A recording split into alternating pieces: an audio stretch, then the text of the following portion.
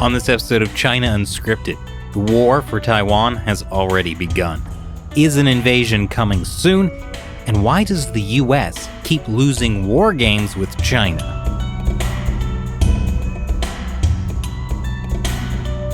Welcome to China Unscripted. I'm Chris Chappell. I'm Shelley Jung. And I'm Matt Ganeshta. And this episode is sponsored by Daily Peanut. The news can be a tough pill to swallow. That's why Daily Peanut gives you a daily dose of news in equal parts humor and substance. The link is in the description. And joining us once again is Ian Easton, Senior Director of the Project 2049 Institute and author of The Chinese Invasion Threat, Taiwan's Defense and American Strategy in Asia. Ian, great to have you back on. Chris, it is a great pleasure to see you guys and to be back on the show. Thanks for having me. Absolutely. So lately what's been in the news a lot is whether or not there's going to be a war over Taiwan. But I think that's actually kind of framing it wrong. I think the war for Taiwan has already begun. It's not a boots on the ground war yet, but a psychological warfare definitely. China has been increasingly aggressive in its flyovers of Taiwan. What's been driving this increased aggression? Well, it's a really good question, and I think you're right. I think there is this war of nerves that's going on right now. And when you think about this recent international interest that everyone has paid towards Taiwan's defense, and this, it's not really a war scare, but certainly there's been a lot of talk of it in the international media recently. I think that's a positive thing. I think it's long overdue. This is an issue that most major media has avoided for a very long time. And it's only recently, now that a lot of things that have recently happened, that has kind of made it obvious that this is a real flashpoint and it's a real problem. The good news, of course, is very good. I think the good news is that there's no high likelihood of an invasion in the near term. But the bad news is also very bad. And that is, over the long term, I think we're very likely to see a major political military crisis here and potentially even an all-out war. And the bad news is long term is only 2 years away. Well, that's an interesting debate that's gone on is when the PLA might be ready. And nobody knows, right? Admiral Davidson famously said up on Capitol Hill that he thought the threat against Taiwan would manifest itself in the next 6 years, which really means between now and 2027. That's actually a fairly optimistic assessment from somebody in his position, because I remember back in 2017, 2018, the U.S. government was telling people, at least quietly, kind of behind closed doors, that they expected something to happen by 2025. They thought the PLA would be ready to invade and actually to defeat the United States, potentially, that they might have some confidence in doing that by the year 2025. And so something has happened in recent years which has pushed the potential timeline back. And so that's actually quite positive. But it's not that positive, right? Because it still means that this is a very serious threat and that the U.S. government and the U.S. military thinks that there actually could be a conflict of this nature in the foreseeable future, right? I mean, 6 years is not that far off. What do you think might have pushed it back a bit? Well, I think the Pentagon, since probably 2018, 2019, has taken the threat much more seriously. To my very limited outside knowledge, they weren't that focused on defending Taiwan prior to that time. But during the early days of the Trump administration, it became a high priority.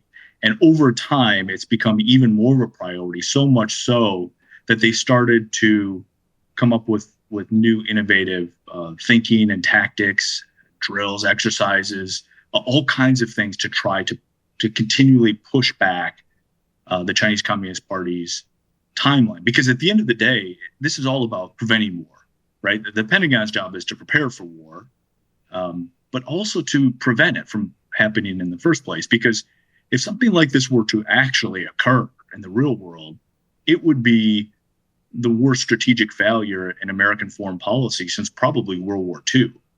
Even if we won the war, and I think we would regret it. We would regret ever coming to that place. This is something you never want to see happen because it would be a nightmare for all sides. And so I think that they've started to take it much more seriously. They're starting to prepare for it. They're starting to do some new things with the Taiwanese government and military. And so they're starting to be able to push back the PLA's timeline. But at the same time, a lot of negative things have happened as well, right? We have seen genocide in Xinjiang, which is ongoing, and the international community has done very, very little about it. The reaction from most countries has been little to nil. And even in our own country, it's only very, very recently that the U.S. State Department even started to call it genocide, right? There was this 3-4 year long debate that went on inside the government before they could even decide on using the truthful terminology, right? And the same is true for other governments. And so, when you look at Xi Jinping and you say, my God, this man has become a genocidal dictator, that really starts to change your thinking about whether or not he's a rational actor. And whether or not he's somebody that can be deterred by the types of tools that the U.S. government traditionally assumed would work against a leader of the People's Republic of China. And so that's a very real problem. Hong Kong is also a very real problem. What has happened in Hong Kong, what Beijing has done there has been really shocking. And I think that's been a wake-up call as well. So do you think it is still possible to prevent a boots-on-the-ground war? Oh, without a doubt. There's no question that it's not only possible, but I think now that the U.S. government and the Pentagon is focused on this problem much more than ever before, and I think they're likely to become even more focused, unfortunately, for negative reasons in the years ahead, because, again, I think a crisis is becoming increasingly probable. I think they're going to start to make hard decisions that they just did not have the political will to make in the past. And the more they do that, then I think the less likely it will become that the Chinese Communist Party will ever be confident that they could actually successfully pull off an invasion of Taiwan.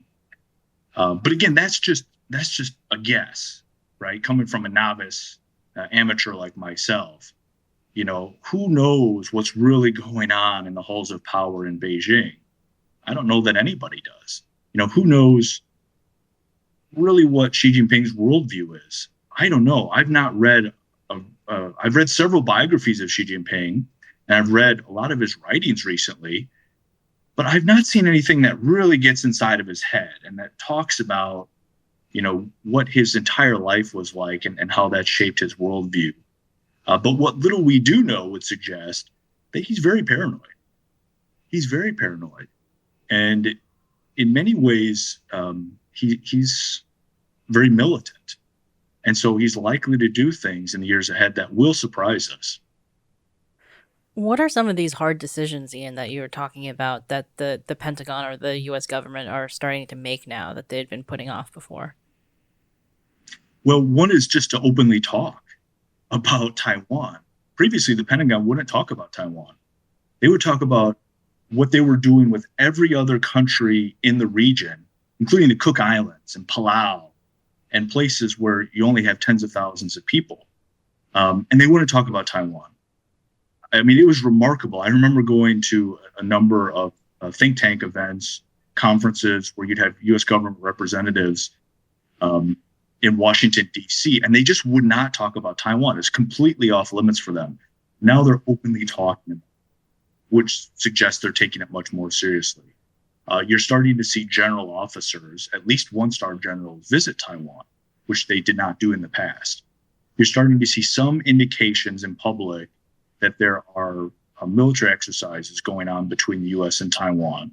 How big those are is not clear, but there are some indications that they are going on. things of that nature. In addition to arms sales, arms sales is kind of like the easiest thing the U.S. government can do is just start to approve arms sales. And they did that in a massive way last year in 2020, right? Pretty much everything the Taiwanese government requested, even things that previously had been completely off the table that nobody would ever consider, the U.S. government said, yes, sure, why not? All of it. It was really remarkable. And in many ways, that's the easiest thing to do. That's the first thing that the U.S. government's likely to do.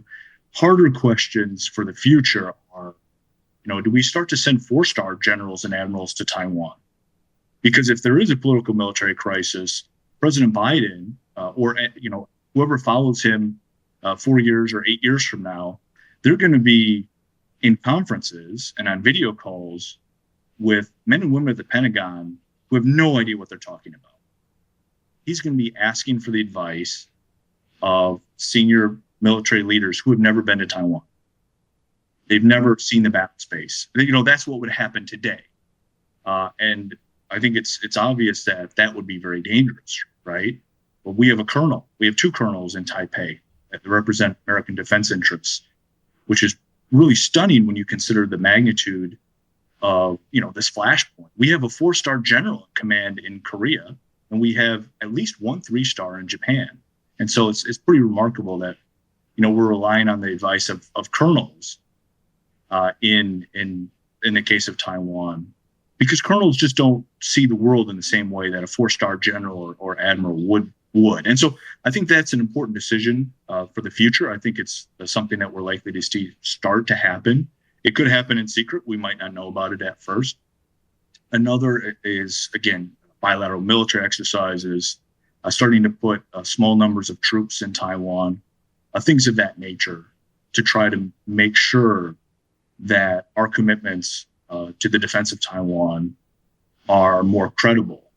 And if we continue to go forward with strategic ambiguity, which is actually not very credible at all, because we're publicly saying we don't know what we'll do, then at least we'll have a latent capability to defend Taiwan and be prepared if the president should have to order that in the future. What do you think caused this shift in how the U.S. and the Pentagon was viewing Taiwan? I think there were a number of different things that they probably saw that worried them. One was they saw what had happened in Xinjiang, right? They saw what had happened in Hong Kong. They had seen increasingly aggressive Chinese military and political behavior in the South China Sea, and of course, all around Taiwan. Since January of 2020, there's been a remarkable ramp up of Chinese bomber flights around Taiwan and military activities on the water, under the water, even in the electromagnetic domain, jamming, cyber attacks. It's been really remarkable, the uptick that's occurred. It's also remarkable to see the shift in Chinese Communist Party propaganda. The Global Times in particular, who I know you guys are big fans of, so am I. They're great. It's my favorite. Those guys have been really outspoken and in some cases really vicious with their propaganda. They're constantly signaling that China's getting ready to attack Taiwan. At the same time, there's also been a lot of things that have gone on across from Taiwan that the PLA has done. So, for example, the PLA is now constructing large new helicopter bases across from Taiwan, large new drone bases across from Taiwan. They have completely restructured their military over the past 5 years in a way that indicates that they consider the future invasion of Taiwan their number one priority. So they've actually, of course, the PLA is based on Marxist-Leninist organizational structuring. And so everything's in priority order. Previously, before the 2016 PLA reforms, the group armies that were to the north, that faced the former Soviet Union, had pride of place, right, in their protocol order. Those were the most important armies. They got the best equipment. They got the best funding. They got the best attention. They got the best seats at the banquets in Beijing. All of that. That has all changed now. Taiwan is clearly the focus. And by way of extension, the United States is clearly the focus because the PLA is not just preparing to invade Taiwan, they're also preparing to fight and to defeat the United States because they assume that we will come to Taiwan's aid in this scenario. There have also been things like the new amphibious units being stood up, new brigades. They've gone from divisions to brigades. That seems like a really wonky, silly thing that doesn't really matter that much. It actually does for a military. It's a really big deal to do something like that. A brigade is a very large structure. It's very unwieldy. It suggests that you're preparing to fight wars close to home on your borders. You're not projecting power. The new brigade structures that they push through, and they've also gotten rid of regiments as well. They're going to battalions. In the PLA, a division might have about 10,000 guys. A brigade might be closer to 5,000, and your battalions might be anywhere from 500 to 1,500. They're much smaller units, and they're able to operate more independently, which is exactly what you would want in a Taiwan invasion campaign. They've also invested very heavily in airborne forces, air assaults. So airborne is parachute attacks. Air assaults are attacks, moving troops with helicopters to attack. They've begun to invest in the mass production of Z-20 helicopters. That's the PLA's version of the Black Hawk. They stole the technology from us. If they have, currently they have, they number in the dozens, but they plan to build thousands of them. And once they do, that makes the threat of an invasion much more credible. What they've also done in recent years is military civil fusion. This is one of Xi Jinping's signature strategies. That is also all about preparing the fleets in China for a potential invasion of the civilian fleets, ostensibly civilian fleets, for a potential invasion of Taiwan as well. Well, speaking of the civil-military fusion, this is an aspect of the Chinese Communist Party, I guess you call it psychological warfare, that just baffles me. How they put up this front of having so-called private Chinese companies that are then able to do business with Taiwan and the U.S. in fields like semiconductors, very critical infrastructure to what could become weapons of war for the Chinese Communist Party. But even Taiwan is doing business with private Chinese companies on these critical national security technologies that obviously, because of civil military fusion, the Chinese Communist Party can directly get its hands on. Yeah, that's right. It's actually pretty ingenious on the part of the Chinese Communist Party. The Soviet Union used to do the same thing. It was just that back during the Cold War, nobody trusted the Soviet Union because they knew that KGB officers were everywhere. It's very odd the level of trust people have put in the PRC, and that they somehow assume that companies in China are, independent legal entities the way they are in the West. That's completely false. And all you have to do is read the 2017 National Defense Transportation Law. All you have to do is read the state security or state, I believe it's called the State Intelligence Law that also came out that year. Those clearly state that all companies answer first and foremost to the Chinese Communist Party, to the military, and to the security services, that they have to put back doors. If you're a technology company in China, you have to put back doors in all of your products that allow the military to use them in the event of a crisis. And you have to put back doors in them that allow the security services like MSS to use them in peacetime. And so the idea that, and this is also a problem for the United States, as it is for Taiwan, that now we have critical national infrastructure, like some of our port facilities and some of our subway cars and other, critical life. This is life or death stuff, right? And you're putting it in the hands of the Chinese intelligence services and the military because you think you're actually dealing with real civilian companies that can say no to the Chinese Communist Party when push comes to shove. And of course they can't. These are just commercial arms of the party, and by way of extension, the military. Taiwan's an interesting example. right? Because if you look at the port of Kaohsiung, which is one of the places that PLA would very much like to seize in the event of an invasion, you actually have the most high-tech container terminal there being invested in by and partially owned by 3 Chinese state-owned enterprises. And you have a lot of the gantry cranes, the ship-to-shore cranes that unload all of the giant containers. That's all an automated system run by central control centers. So you'd have one dude at a computer operating 6 or 7 different unloading operations. That's all run by a company called ZPMC. It's in Shanghai and state-owned. It's owned. Its parent company is China Communications Construction Corporation, which was blacklisted by the Pentagon last year because it's so close to the PLA. ZPMC actually last year was conducting military exercises with it owns port facilities, but also ships. It was conducting exercises with the PLA, which simulated a potential invasion of Taiwan at the same moment that it has infrastructure in Taiwan. It's not just Kaohsiung, it's also the port of Taipei. I think they have one crane in Geelong.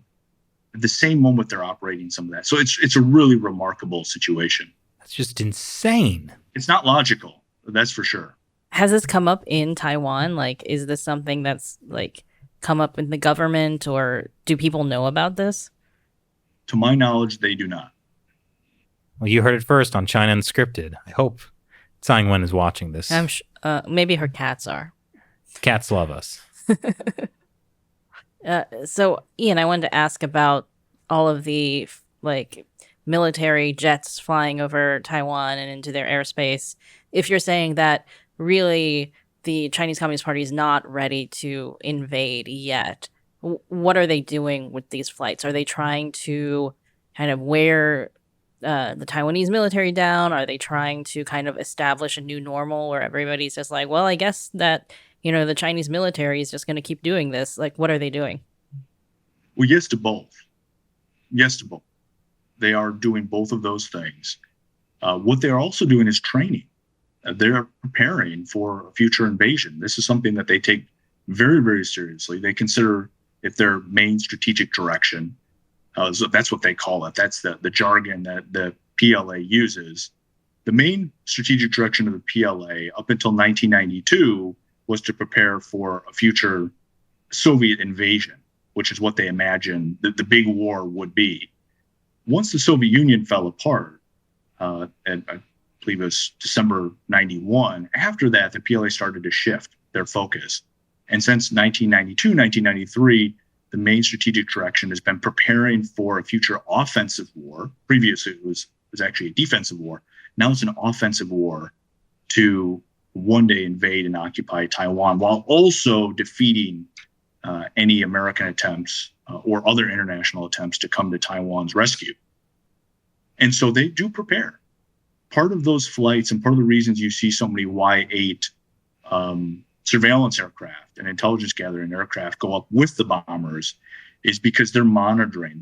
These are basically listening posts in the air. And they're listening. They're trying to pick up any signals that they can. Communications between radar stations, any radar frequencies. If the Taiwanese should turn on any of their air defense radars, you have these computer banks that sit in the back of those PLA aircraft that will collect the signal, and they'll try to get the electronic order of battle is what they call it, the signals from those radars, so they can figure out how to better jam them in the future. The United States does the same thing. The Taiwanese do the same thing. This is part of that, that jockeying for intelligence superiority in peacetime that goes on. But it's a very serious activity in this case because they've actually started to deny the existence of the cross-strait center line, which up until last year, everybody respected that. That was a no-go zone. That was a political no-no, that you don't cross that line unless something really serious is going on, because the consequences could be so serious. Starting last year, as you guys know, they completely denied the existence of it. They said, we're no longer going to respect it. As far as we're concerned, it no longer exists, and we're going to violate it all the time now. And they are. And part of the reason they do that is because the closer they get to Taiwan, the more they violate Taiwanese airspace or Taiwan's air defense identification zone, the more likely it is that the Taiwanese are going to make mistakes, that they're going to start to turn on radars that they normally wouldn't, that they're going to start to tip their hand and show what some of their response tactics in a real fight might look like. That's all the kind of intelligence that the PLA wants to collect. But I think it's important, if you guys will allow me, to go back to that earlier point that we are just not seeing indications, despite all of these, the real remarkable increase in PLA activity against Taiwan, including political warfare, right? Propaganda, psychological operations, legal warfare. Despite all of that, and it has been a really remarkable uptick since last year, but despite that, nobody's dying. That's the real good news, is that nobody's dying. Because once people start to die, then things start to look a little darker. And what I mean by that is we don't have any reports right now that suggest a lot of PLA troops are dying in training exercises. Because generally PLA training is not highly complex. It's not very realistic. They're not doing a lot of live fire work. They're not maneuvering forces at night. All the kinds of things that lead to training deaths. We're not seeing that right now. If we thought a war was, or if they thought a war was coming soon, you would expect to see a lot of training deaths because they'd start to take it very, very seriously. We're also not seeing other kinds of death. So, for example, there's been no assassination attempts, thank God, against President Tsai or anybody in the Taiwanese government. You would expect to see that prior to an all-out war. We've not seen other indications of a pending conflict, right? We've not seen a sharp increase in murder and mayhem in Taiwan, riots, gun running, sabotage against critical infrastructure, poisoning of fuel and water supplies, long-term power blackouts, things of that nature, prison breaks. All of these are the types of things that you would expect to see if Taiwan was going to be attacked in the near future. Happily, none of that is going on right now. And so that's why I say, as far as we can tell, war is not about to break out. Well, so it sounds like what you're saying is if China were to invade, they would be behind a lot of social chaos inside of Taiwan. Is that a typical strategy of the Communist Party? Well, absolutely. Of course. This goes way back to the Chinese Civil War. It goes back to, this is the way the Soviet Union also operated. This is absolutely typical. This is part of their doctrine for how, first of all, how do you subvert your own government, right? Because all communist parties have had to first subvert the existing government, right? And then take over, usually after a long war, which was the case in the PLA's, in their experience. They had to fight a 22-year-long insurgency before Mao could actually stand over the gates of Tiananmen and declare the People's Republic of China had been founded in October of 1949. That was after a 22-year-long civil war. And even then, the civil war was not over, right? Because Chiang Kai-shek still had a superior air force and navy, and he was still fighting Mao up and down the coast of Fujian and Zhejiang. And there were some very major battles that actually occurred in the 1950s. And so he still hadn't won the war. But they were in a period of crisis, and there was that constant thought that went into it. How do we destabilize Taiwan? Now, how do we, there were a lot of PLA studies that were done. How do we do to Taiwan's government on Taiwan, the ROC government, what we had previously done to it on the mainland?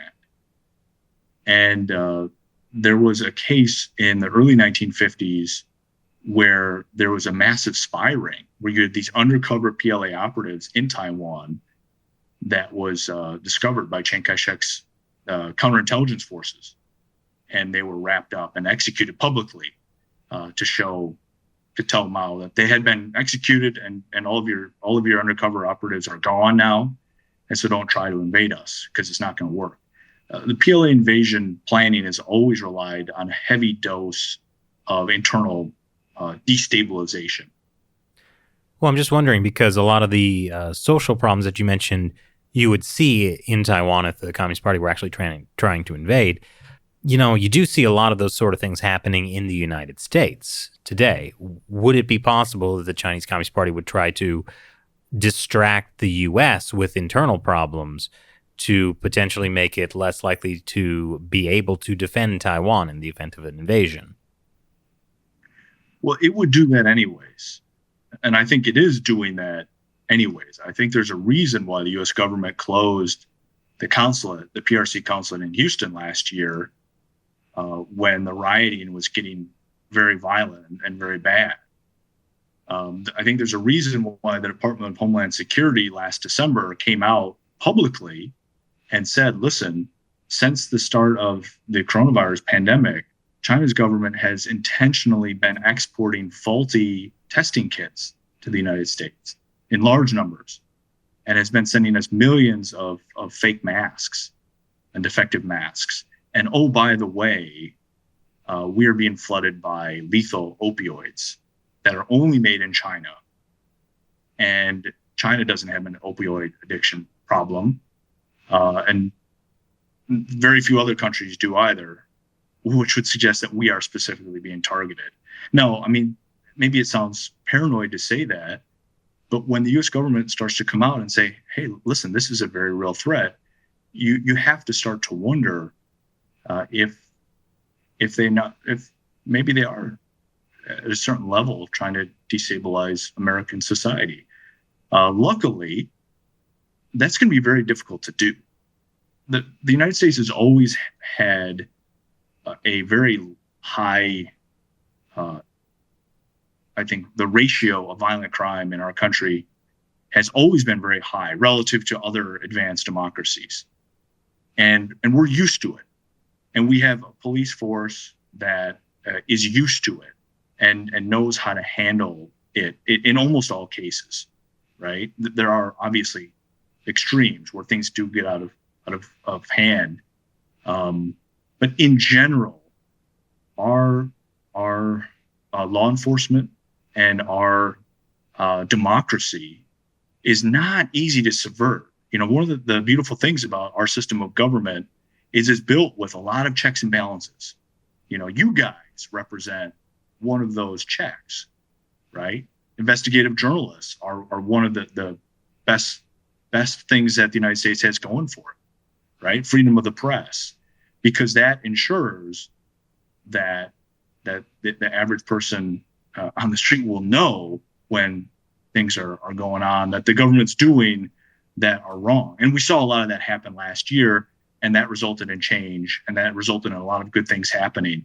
And so that's one example. Of course, we also have independent judiciary, right? The police officers can actually go to jail. They can spend the rest of their lives in jail if they commit crimes. That doesn't happen in countries like China, where the police routinely torture people. It's actually part of if you read the Peter Mattis's book, the book he wrote with Matt Brazil, where they talk about Chinese espionage, they report in there that this is actually par for the course. If you get arrested in China, you're almost certainly going to be tortured until you confess. That's just part of the way they do business. Right, but that's a lot more efficient than putting people on a full trial, trying to get them to take a plea bargain. You just torture them to a confession. It's much easier. They have found it to be very efficient, right? Because I think the statistics say something like 99.99% of people who are arrested in China are actually found guilty in the end. It's very unusual to ever be found not guilty. So yeah, I mean it's a very scary environment there, because the Chinese Communist Party really operates in many ways in a very mafioso style, right? It's a very dog-eat-dog environment that they live in. And so for a guy like Xi Jinping to rise to the top, he's been living it his entire life since he was a kid, and his dad was a very high-level CCP official. He was one of the original revolutionaries. So was his mom, actually. And they were both purged when he was a kid. And he had to deal with some terrible things as a result of that. And so did his family. His older sister was killed during the Cultural Revolution. So he's had to deal with this his whole life. And the fact that he's come out on top, and the fact that he's come out in a way that nobody else has since Mao Zedong, to become really an absolute dictator, really says something about the man.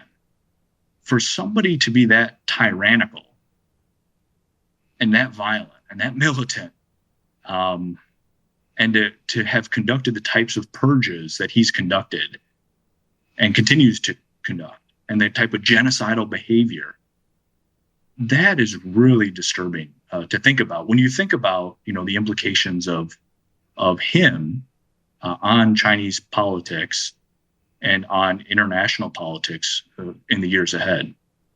He's really a product of the system there. But so what you were saying about Chinese unrestricted warfare, influence operations in the United States, it kind of touches on, hey, nice mug.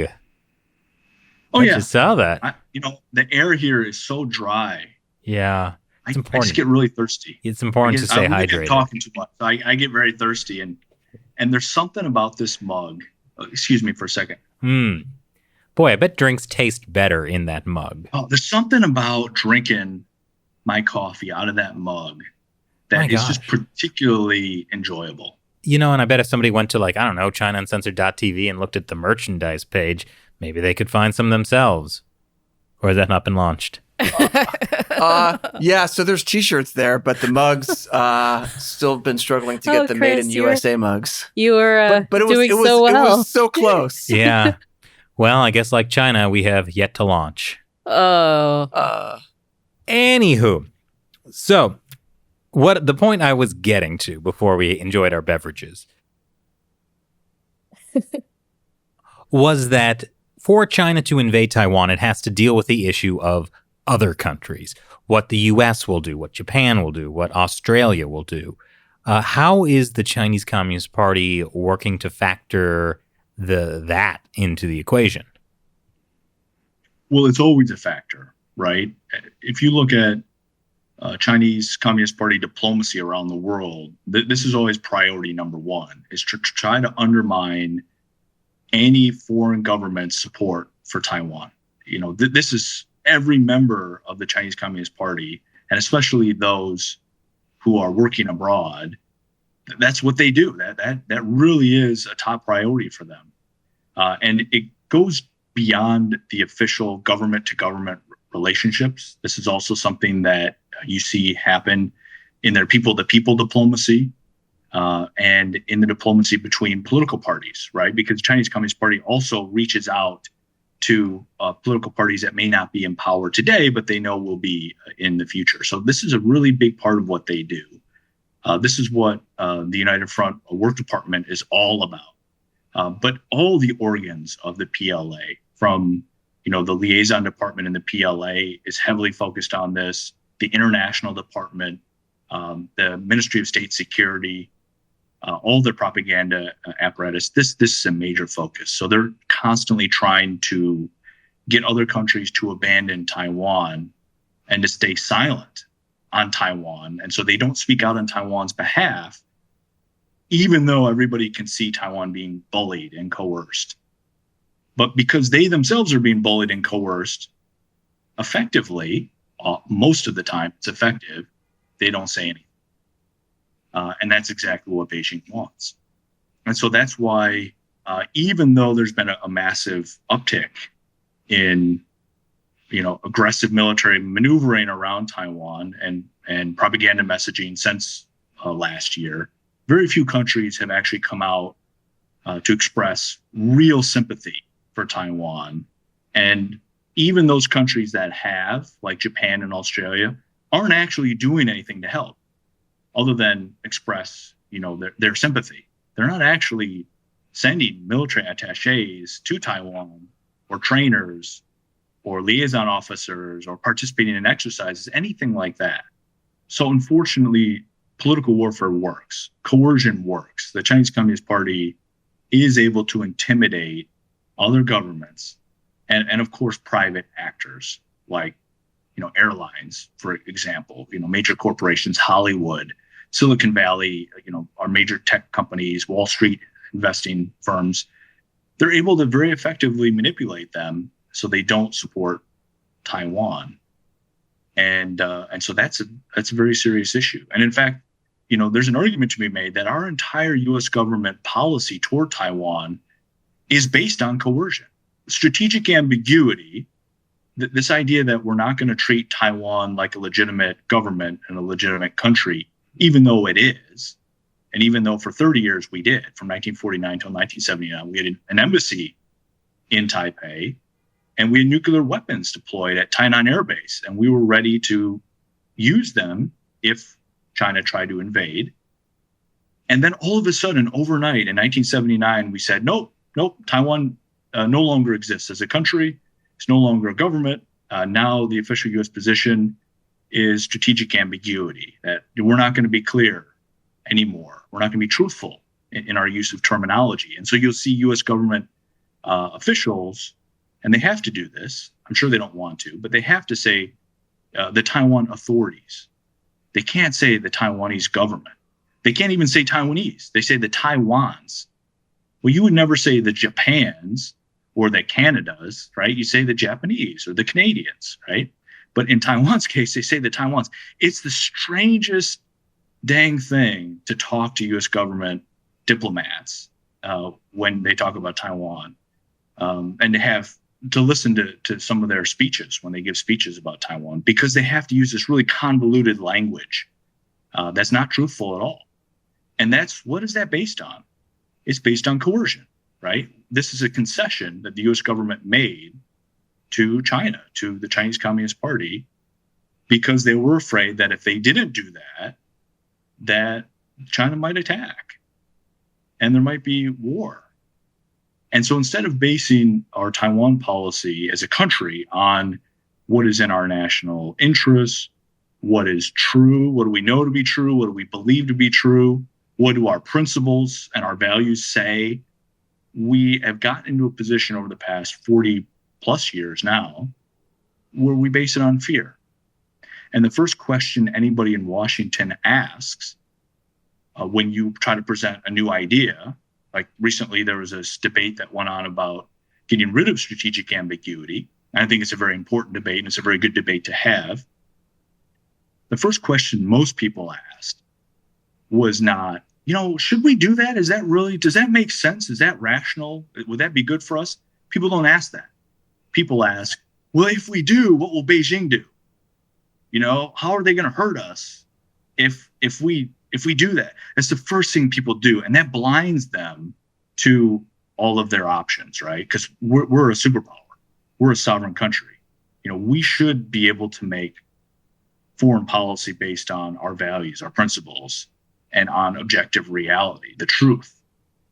But in this case, that has not yet happened. Well, speaking of that reminds me of something Shelley was talking about.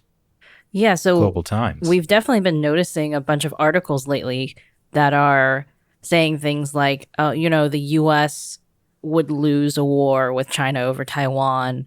There was one published in the Global Times that kind of read like standard Global Times speak, incredibly dismissive of the Taiwanese government. Like, wouldn't call it the Taiwanese government. The Taiwan's authorities. Well, it didn't say that, but it was, accusing the DPP, the Democratic Progressive Party, of, being chaotic and like wanting independence, and like the U.S. would be a fool to support them and all this kind of stuff. And then, talking about how badly the U.S. would lose a war over Taiwan. And then at the bottom, you realize that the person who wrote this was not like the Global Times editor-in-chief. It was a retired U.S. Marine Corps officer. Who's still active in the Pentagon. He's currently like a civilian consultant for the Pentagon. But that wasn't the only one. That was just like a particularly like interesting example of this. There was also a New York Times opinion article that was criticizing Biden's Taiwan policy as being like chaotic and messy and reckless because it was accusing Biden essentially of going back on strategic ambiguity. I mean, there have been a number of these in the last few weeks, and it's interesting to see them all kind of pop out right now. And we were having this conversation about whether this is kind of psychological warfare. I think it's hands down, it's psychological warfare. But I wanted to get your thoughts on that, Ian. Yeah, there's no question that this is political warfare, is what they call it in PLA jargon, right? And that's psychological warfare. It's media warfare. They're trying to shape the narrative. They're trying to push a false narrative in this case, and they're using their lobbyists, many of whom are paid. Others are not paid. They're what Lenin would call useful idiots. They actually don't know the facts of the matter, but they've been told a certain number of things by their Chinese interlocutors, usually on trips to Beijing, and they believe them. You know, people can be easily manipulated, especially when they go to China. This is something the Chinese Communist Party is very good at. They're very good at handling, manipulating foreigners and putting words in their mouth. They have a core group of people that this is all they do, right? All they do is handle foreigners. And their English is great. They're charming. They take them on these grand tours, and they talk about China's imperial past. And there's a lot of showmanship that's involved. There's a lot of whining and dining that's involved. And at the end of it, you see delegation after delegation come back to Washington or London or wherever they're from. And they're just simpering shadows of their former selves. And they just have all of this praise for a very ugly regime, which is engaged in some extremely ugly behavior, really terrifying behavior when you look at, the genocide that's going on. And they can somehow look past that, and they don't see that anymore. And they actually end up becoming tools of Chinese Communist Party propaganda. I think that's what you're seeing there. Anybody serious who, and I'm not serious, right? I'm an amateur. I work at a think tank, right? But people who are in the U.S. government and in the intelligence community, those that I've read and those that I've talked to are in almost uniform agreement that the PLA could not successfully invade Taiwan today as long as the U.S. intervened, right? If the U.S. doesn't help Taiwan, then Taiwan's in big trouble. They're in big trouble. But if the U.S. does, then there's almost no question that Taiwan is safe, at least for the next 5 to 6 years. After that, you know, the digital magic 8-ball that war gamers look into starts to become very hazy, and it becomes much more difficult to predict. It is interesting that this all kind of happened after there's increasing talk about Taiwan, about defending Taiwan, with the U.S. admirals coming out and saying how China is the biggest threat in the Pacific, and specifically their threat to Taiwan. So it almost feels like it's trying to get the U.S. to think it's not worth defending Taiwan. Like, I think there's an article in Business Insider that was literally called, like, it, you know, something about how it would be costly and, like, stupid, essentially, for the U.S. to get involved in a war over Taiwan. Yeah, I think the subheading was, let's roll over and let China do whatever it wants. Well, I think that's the subtext, right? Well, so let's frame it this way. They say, like, oh, the U.S. can't afford to defend Taiwan. Ian, if the Chinese Communist Party does take Taiwan, is that something the U.S. can afford? Of course not. Absolutely not. You know, the U.S. cannot, first and foremost, our country cannot afford to fail in preventing this war and in deterring this war from occurring in the first place. But if we do fail, as we might in the years ahead, you know, if our government fails and if the military fails to deter a conflict, which I don't think is going to happen, but if that were to happen, then we certainly cannot fail to prevent the Chinese amphibious operation or blockade or whatever it is to be successful. That Taiwan Taiwan's continued freedom and democracy is absolutely vital to the national security of the United States. And anybody that says otherwise has not thought very much about this issue, I don't think. Most thoughtful analysts would look at it and they would think through the scenario. They would think through what the world would look like after something like that were to occur. And they would say, no, we don't want to live in a world like that.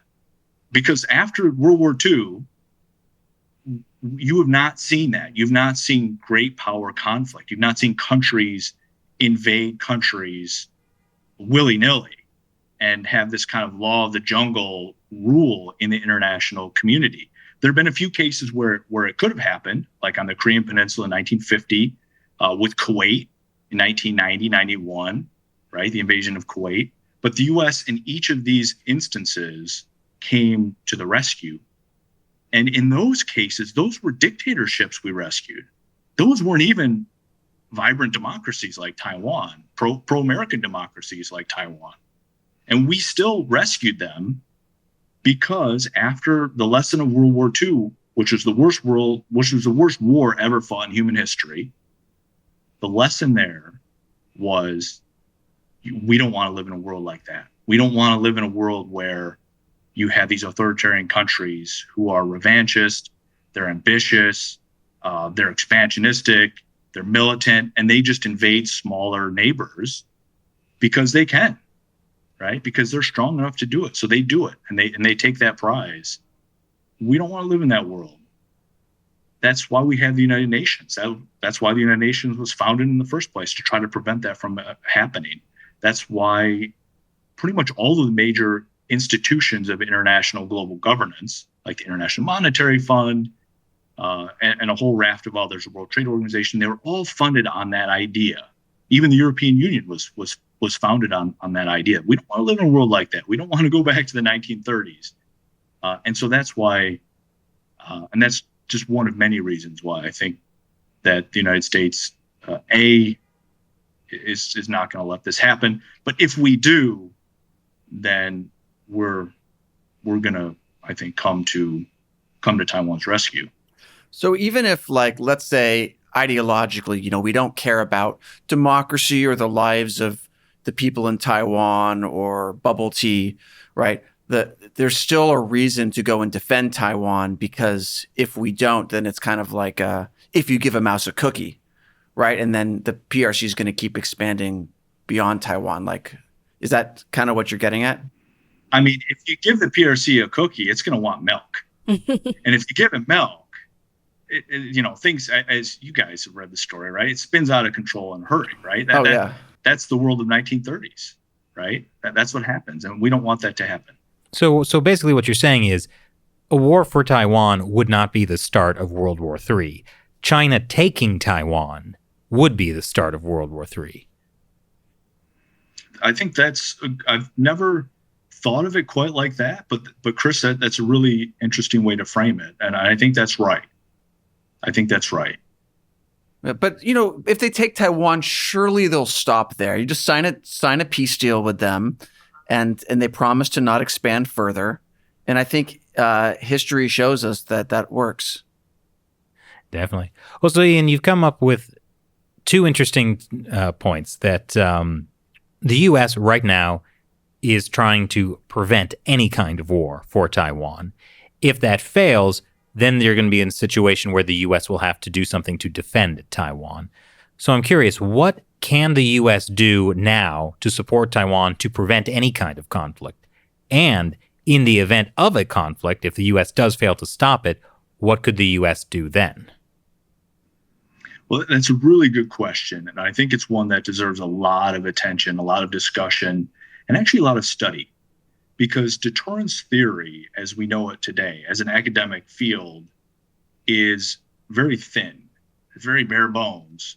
And there's not a lot of brain power that's been invested in it since the end of the Cold War. And even in the latter years of the Cold War, when we started to have precision weaponry and stealth technology and things of that nature, there was not a good understanding of, or even a good theory of how all that would work when you have, sophisticated conventional weapons that can actually have nuclear level effects on the enemy, and then combine that with escalation and then potential nuclear strikes. And then now today we're in an era where we have Chinese Communist Party controlled infrastructure, basic infrastructure in our country, in all countries. I mean, if you look at Mexico, right? 4 of Mexico's largest container ports are all run by the Chinese Communist Party through the state-owned enterprises. Some of our American container ports have ZPMC systems and cranes in them, which are, again, ZPMC is a front for the PLA and the Chinese security services by law in the PRC.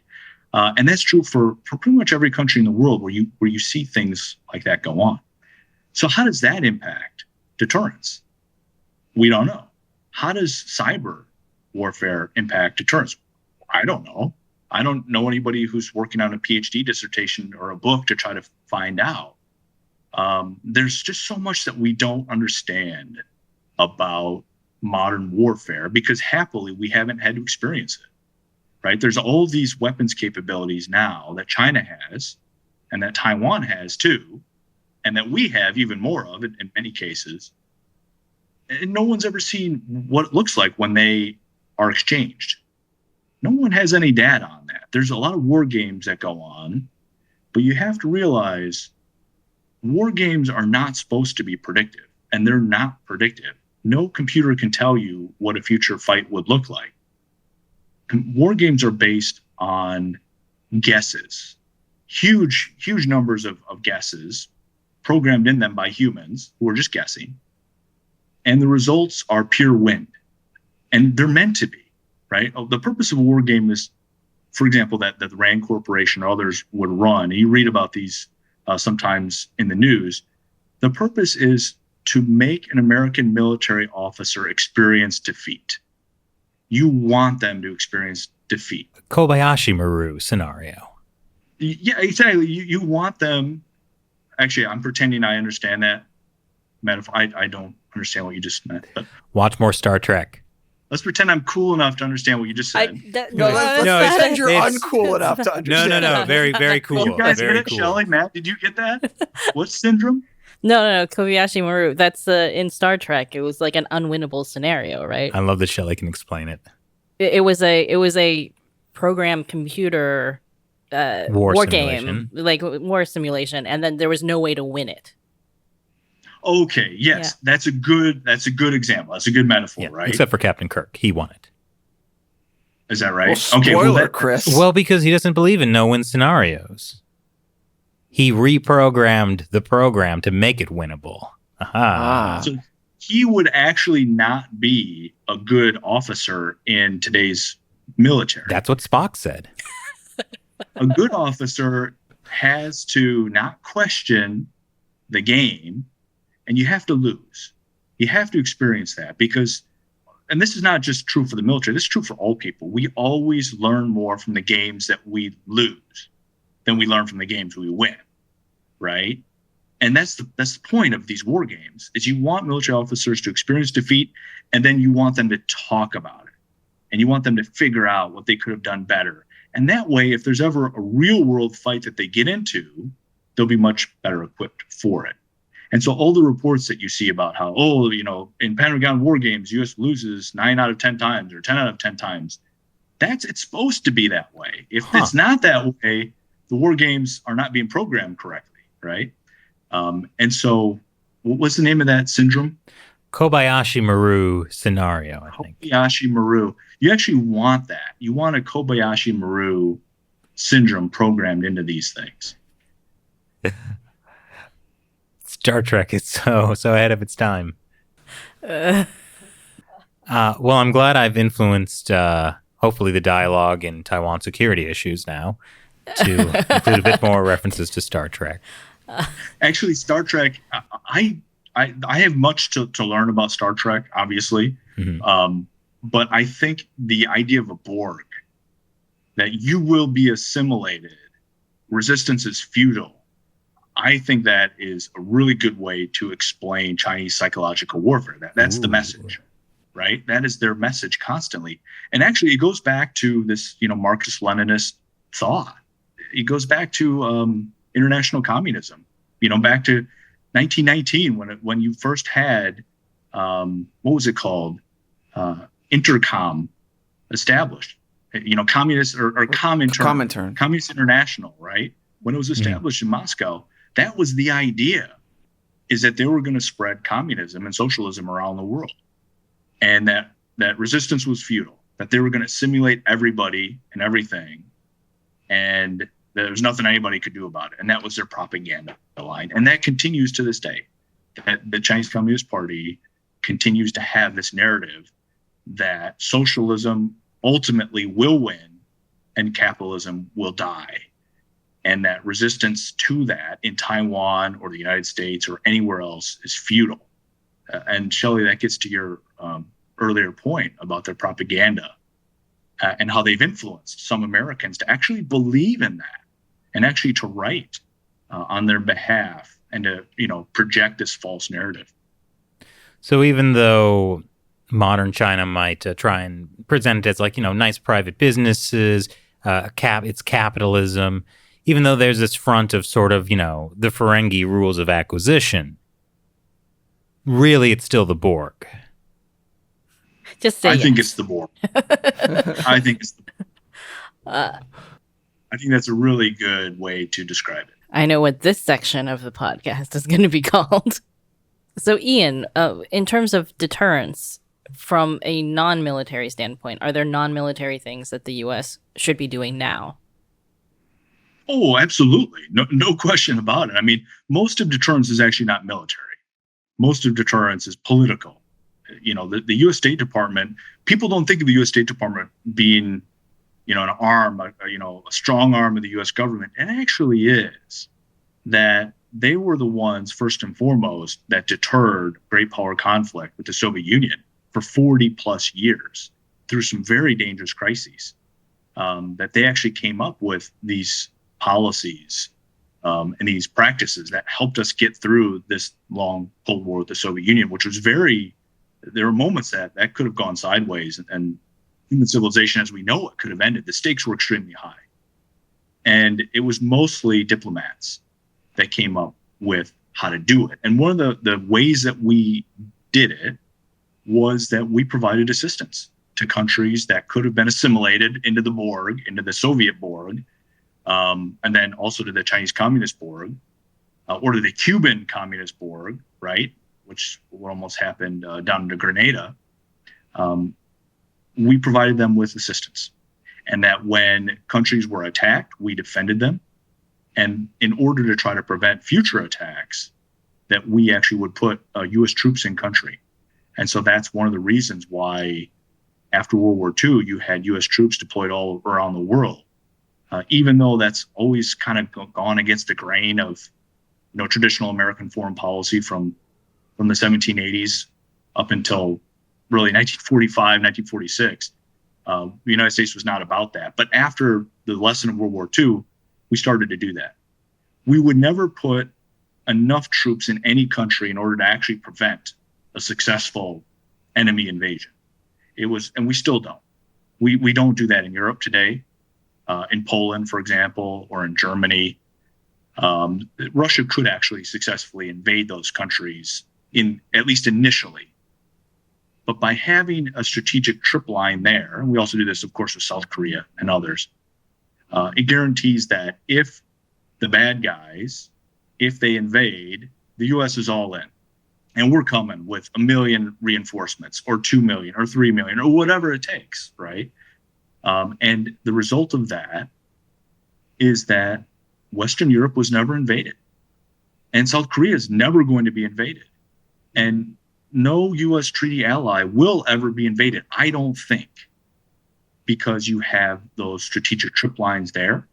And again, that's not military, that's political. That's State Department signaling that those countries, there's an ironclad guarantee that's constantly communicated. And you have high-level visits. Our president will go to these countries and stand shoulder to shoulder with the prime minister or the president or the premier of those countries and release joint statements and talk about how important the alliance is All of these types of diplomatic signaling activities are extremely important. We have not seen that with Taiwan. And that's one of the reasons why the Taiwan Strait is so structurally unstable. It is fundamentally unstable at a deep strategic level. And I think that's something the U.S. government's going to have to grapple with in the years ahead. So, like, as you said before, put a 4-star general in Taiwan. Absolutely, right? So our de facto embassy, which is an embassy in all but name, AIT, the American Institute in Taiwan, instead of having a colonel there as the highest ranking Department of Defense official, a 4-star general or admiral, having guys from JSOC, the Joint Special Forces Command, having a number of those guys go over to Taiwan, whether it's, it could number in the hundreds, maybe 1,000 guys, many of whom would probably be undercover, Navy SEALs, Green Berets, Delta Force, guys that go there and they learn the language, they see the battle space, they train together with the Taiwanese, they train the Taiwanese, they serve as liaison officers, intelligence collectors. They, over time, then become the strategic trip line. That's one way to do it. You could use Marines in that capacity as well. There's a lot of different innovative things that could go on if the State Department started to allow them to happen. One of the things that we have seen, which I think is pretty innovative, is Secretary Blinken has started talking about Taiwan and starting to say publicly that our support, his support, President Biden's support for Taiwan is what he says is rock solid. And that's a constant theme now in American diplomacy. That is a very positive development. You did not see that previously. And so there are indications, I think, that we have that we're on a good trajectory in terms of making incremental improvements to our policy. The problem is, and the question is, will it be enough? And will they move fast enough to prevent a conflict? Will there be the political will there to do that? Or will they wait until there's a crisis that forces really hard decisions? Traditionally, historically, the U.S. government's tendency has been to wait, right? We did that in 1954 during the first Taiwan Strait crisis, and it got really, really bad. And then in March of 55, we said, okay, we need to make the Republic of China, Taiwan, we need to make them an ally. And so we did, right? And then in 58, when there was the second Taiwan Strait crisis, same thing happened, where Jinmen and Matsu, especially Jinmen, was being shelled massively, and it looked like the PLA was preparing to invade. Jinmen is one of Taiwan's outer islands. It sits at the mouth of Xiamen Bay. And there was a lot of Taiwanese troops there. And the U.S. government said, okay, we need to intervene here before this gets out of hand. And you send in the aircraft carriers and park them right off of Jinmen and help resupply the Taiwanese, which we did. And then give them things like Sidewinder missiles so they can maintain air superiority, which we did. And then in 95, 96, during the third Taiwan Strait crisis, that also forced some tough political decisions. And so if there is, and hopefully there won't be, but if there is a serious political military crisis in this decade, my prediction would be that would force hard decisions. And the result would be the United States would start to do things to support Taiwan that it's never considered before. Well, I know there's lots of talk about how China has rapidly expanded its navy, how it's developed really remarkable anti-aircraft carrier missiles. Can the U.S. afford to wait this time? Well, of course, I would say no.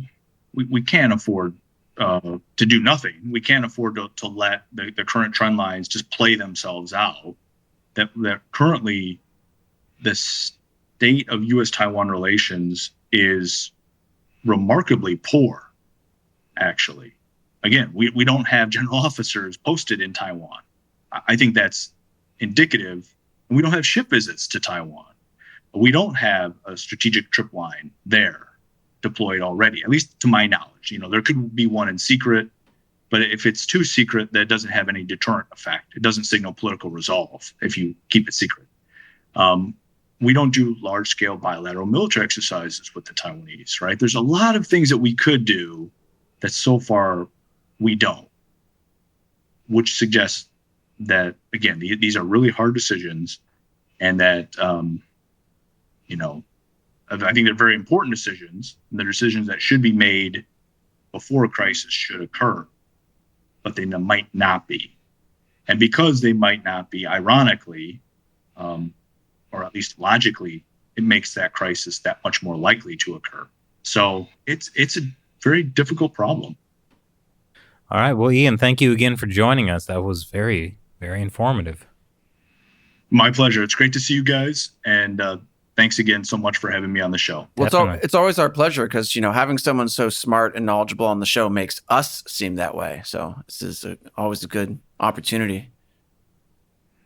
I learn what little I know about China and the Chinese Communist Party listening to your show and your podcast. And so please keep up the good work. Oh, because we got it from reading your book. Well, what do you think my best sources were for that?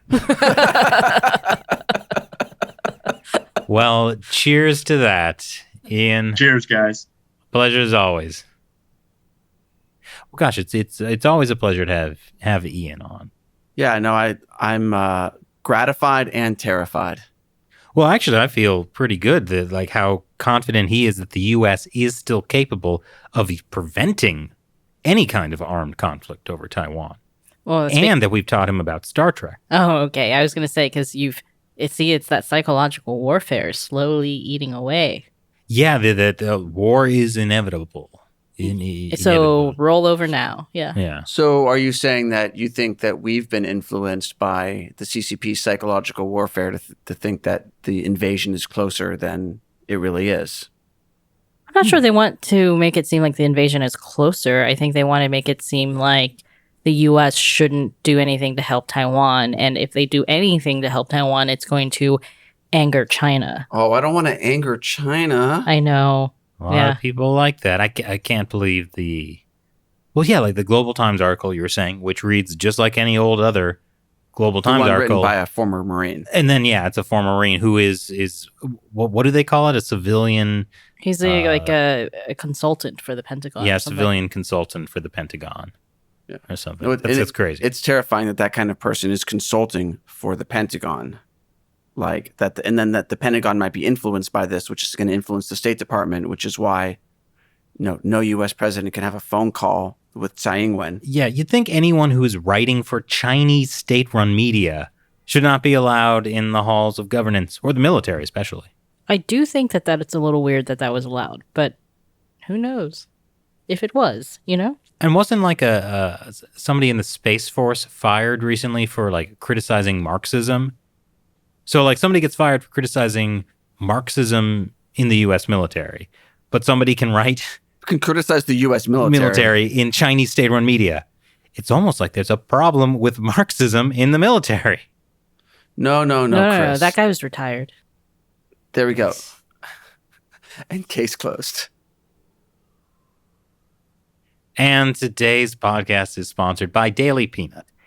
If you're tired of us talking for an hour and want some short, entertaining news stories, subscribe to Daily Peanut. It's a bunch of fast, timely news stories selected for you and available to read on your phone, tablet, or computer. Reading Daily Peanut is an easy way to filter out the noise and learn more about the world news that matters. Join more than 250,000 other readers. Education and entertainment delivered right to your inbox every morning. And the best part is, it's free. So sign up for Daily Peanut now. Use the link in the description below. Once again, I'm Chris Chappell. I'm Shelley Jong. And I'm Matt Ganejda. We'll talk to you next time. Resistance is futile. I thought we were going to talk about the Borg later, and we never did go back to that. Oh, we can talk about the Borg. Mm-hmm. Excuse me, I got Star Trek to talk about with Shelley. Matt, you can come.